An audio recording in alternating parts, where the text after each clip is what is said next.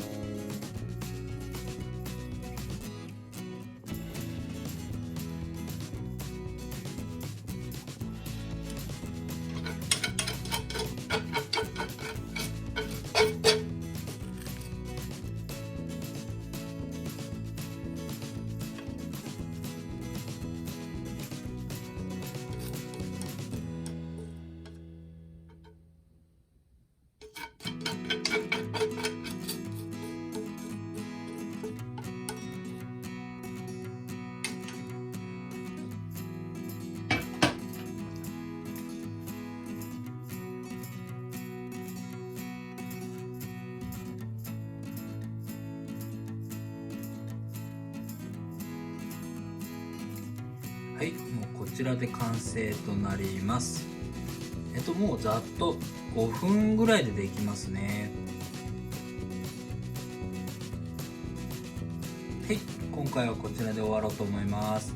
ありがとうございました。